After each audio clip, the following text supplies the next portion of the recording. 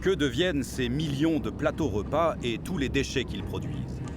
Nourriture, plastique, verre ou aluminium. Toutes les matières résiduelles qui s'y trouvent, qui sont laissées à bord, doivent être soit enfouies ou incinérées. Tout finit dans le même sac avec une seule et même destination. Ça appelle une procédure particulière qu'on appelle la procédure de destruction immédiate. L'enfouissement intégral, sans aucune possibilité de recyclage. Je crois qu'elle a lieu d'être, cette réglementation-là. Car elle réduit les risques d'importer des maladies, mais elle interdit une gestion plus écologique des déchets que beaucoup souhaiteraient. On devrait montrer l'exemple et montrer la voie pour les autres ici. Les aéroports canadiens verront passer environ 50 millions de voyageurs internationaux en 2024.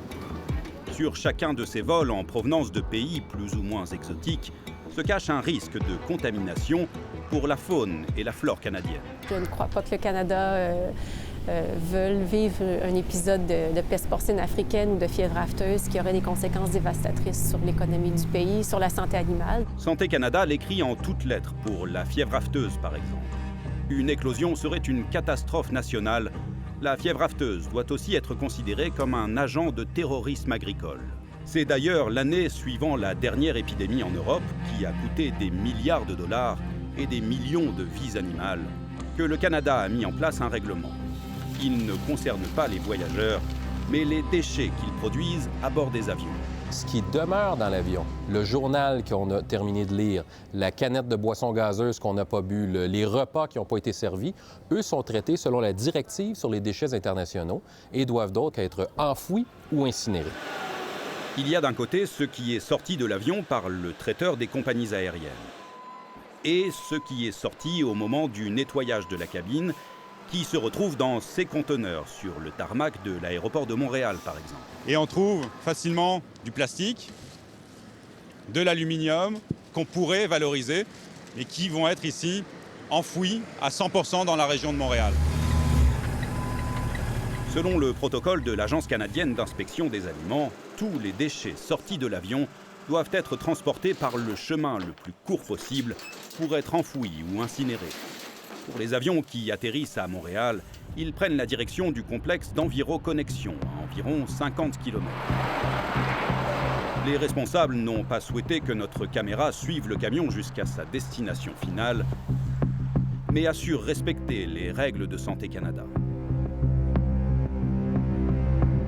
Le camion déverse ses déchets internationaux et on va remblayer la tranchée avec des déchets locaux, on peut dire, sans que la machinerie soit en contact direct avec les déchets internationaux. La mesure peut paraître stricte à la base. Pour cette spécialiste de l'évaluation des risques vétérinaires, la directive a toute sa raison d'être et elle rappelle qu'aucune épidémie animale sévère n'a frappé le Canada ces dernières décennies. La probabilité d'exposition peut sembler faible, mais quand on se rabat sur les impacts associés à cette exposition-là, bien, ça fait aucun doute qu'elle doit rester en place.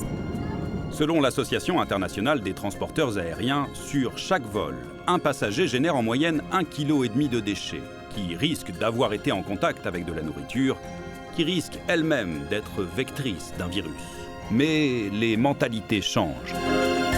Pensons qu'il est très important de pouvoir mettre ces règles à jour et de prendre en compte les risques réels et justement de créer des règles ou des lois qui permettent aux compagnies aériennes de recycler ce qui est recyclable, de réutiliser ce qui est réutilisable, tout en étant proche d'un risque zéro de contamination. Un avis partagé par les aéroports canadiens comme celui de Vancouver ou Montréal et par des écologistes. C'est un peu un règlement qui est un peu abusif et qui est un peu hors norme aujourd'hui, je dirais. Des réglementations similaires mais moins restrictives sont en place dans l'Union européenne, en Nouvelle-Zélande ou encore aux États-Unis. En 2024, ce sont 5 700 000 tonnes de déchets internationaux qui seront produits, autant que ce que jettent les Québécois en une année. Regardez tout ce qu'on vous donne, tout est suremballé, le sel, le poivre, le jus, en fait tout, et tout ça va directement au dépotoir. Donc je pense qu'on est mûr pour peut-être revoir nos façons de faire au Canada et peut-être assouplir un petit peu justement ce genre de règlements qui sont un peu mammouths, là, si on veut. Rien que pour l'aéroport de Montréal, ce sont 6 000 tonnes chaque année qu'il faut enfouir.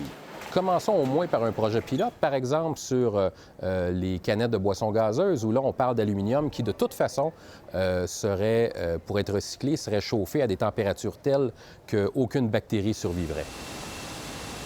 Le processus de recyclage de l'aluminium exige de le faire fondre à environ 700 degrés Celsius. On s'entend que ce ne sera pas des gisements énormes, mais chaque initiative de ce type-là vient contribuer à réduire l'enfouissement des métaux. Si ces déchets-là suivent un parcours qui est reconnu, lequel on a analysé et qui limite les risques d'exposition associés, bien, selon moi, ce serait acceptable. La directive de Santé Canada n'a pas été révisée depuis 2012. L'agence prévoit une mise à jour en 2025, mais n'évoque pas explicitement la possibilité d'ouvrir la voie au recyclage.